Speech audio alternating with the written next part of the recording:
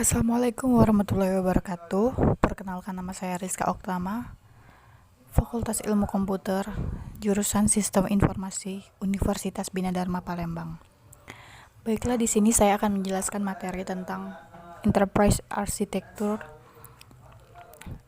dengan judul Sekolah Menengah Atas menggunakan framework TOGAP Administrasi, studi kasus SMA YWKA Palembang. Yang pertama itu ada abstrak. Di sini saya akan menjelaskan abstrak dari judul tersebut. Peranan teknologi informasi dalam menjalankan proses bisnis pada saat ini sangat diperlukan. Teknologi informasi memiliki peran penting dalam suatu organisasi, seperti lembaga pendidikan khususnya sekolah. Sekolah Menengah Atas Yayasan Wanita Kereta Api Palembang sudah memanfaatkan teknologi informasi. Namun, dalam penerapannya, sistem informasi hanya memperhatikan kebutuhan sesaat, sehingga sistem informasi saling tumpang tindih dan adanya sistem yang berbeda satu sama lain.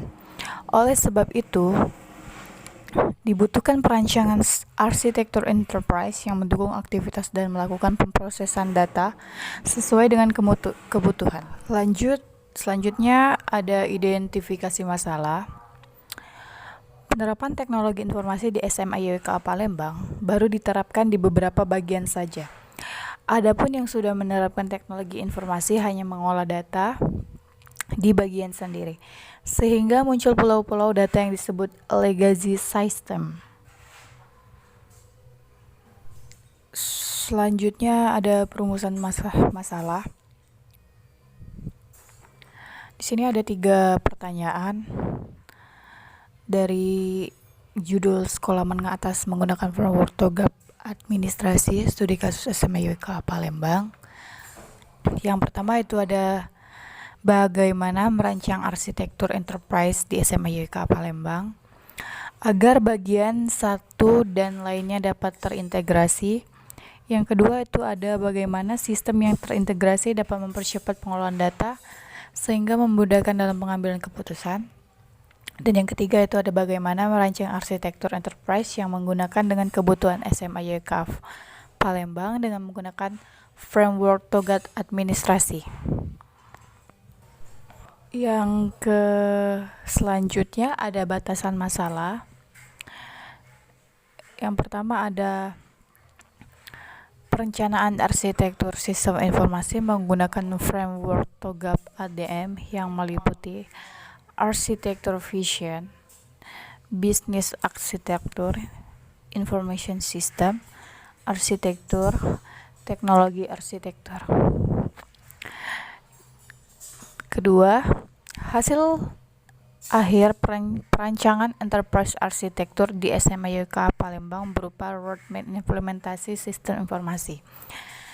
Yang ketiga, ada perencanaan arsitektur yang akan dibangun berupa A. Arsitektur data, B. Arsitektur perangkat lunak, C. Arsitektur teknologi information. Selanjutnya ada tujuan penelitian, yaitu tujuan kita agar merancang arsitektur enterprise sekolah menengah atas SMA YWKA Palembang.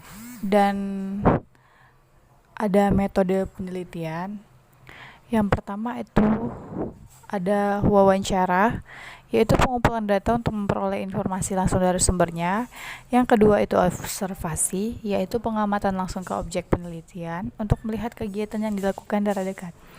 Dan yang ketiga itu ada studi pustaka, yaitu metode pengumpulan data dari pustaka-pustaka referensi. Oke, lanjut. Selanjutnya ada konsep arsitektur enterprise ya. Enterprise diartikan sebagai semua kumpulan organisasi yang memiliki sekumpulan tujuan. Arsitektur didefinisikan sebagai dasar sistem informasi yang terdiri dari sekumpulan komponen yang memiliki hubungan satu sama lainnya, serta memiliki keterhubungan dengan lingkungan sistem, dan memiliki aturan untuk perancangan dan evaluasi. Arsitektur enterprise adalah sebuah gambaran atau blueprint untuk mengorganisasi semua proses bisnis enterprise. Informasi yang dibutuhkan dan teknologi-teknologi pendukung dalam IA terdiri dari definisi keadaan sekarang, visi status masa depan tentang bisnis seperti halnya teknologi dan cara lain untuk mengatur kompleksitas. Oke, next. Dan selanjutnya di sini ada TOGAF. Apa itu TOGAF?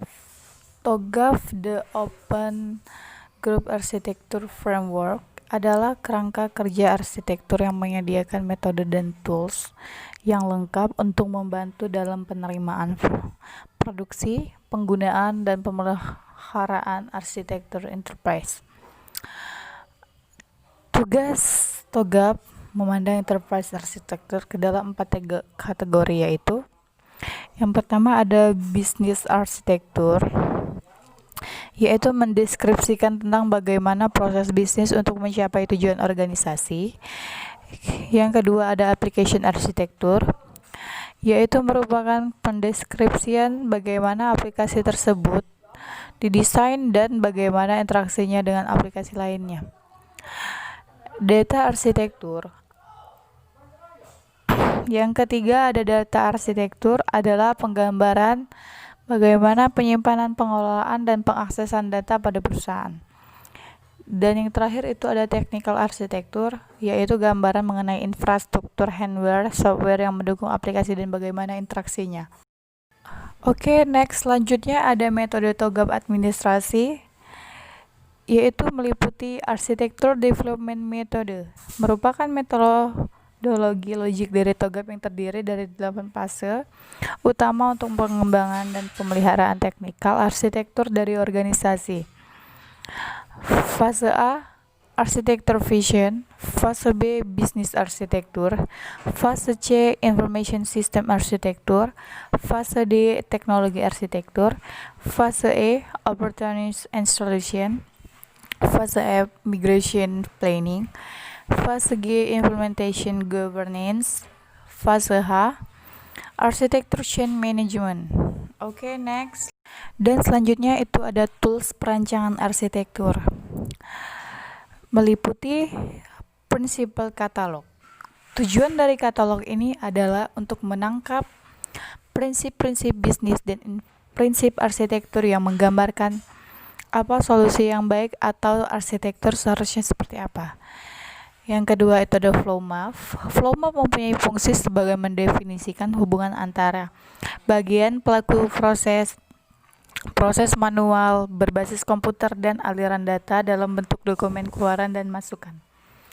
Yang ketiga itu ada SWOT analysis. SWOT analysis adalah sebuah cara menganalisa suatu permasalahan dari 4 sudut berbeda yang terbagi dari aspek, yaitu aspek internal dan aspek eksternal. Yang keempat itu ada value chain. Value chain bertujuan untuk mengidentifikasi dan mengelompokkan aktivitas menjadi 2 bagian, yaitu aktivitas utama dan aktivitas mendukung. Yang kelima ada application portfolio. Yang keenam ada gap analysis.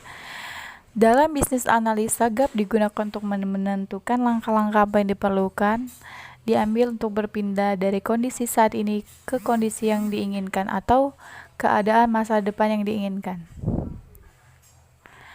Dan yang ketujuh itu ada roadmap, sebuah arahan bagi usaha pengembangan yang bersifat strategis, berskala besar, dan berdurasi panjang. Esensi sebuah roadmap adalah adanya jalur-jalur paths pengembangan yang bila diikuti akan membawa pelakunya mencapai tujuan pengembangan tersebut. Oke, next ini ada Entity Relationship Diagram. ERD adalah suatu diagram yang digunakan untuk merancang suatu basis data, dipergunakan untuk memperlihatkan hubungan atau relasi antar entitas atau objek yang terlihat beserta atributnya. Di sini kita bisa lihat gambar simbol R diagramnya ya. Baiklah, yang terakhir ini ada kesimpulan. Yang pertama, diciptakan sebuah perencanaan untuk sistem dan teknologi informasi arsitektur data, mengubah file Excel menjadi file database. Arsitektur aplikasi menambahkan aplikasi yang menunjang untuk pengolahan data, dan arsitektur teknologi menambah server aplikasi dan database.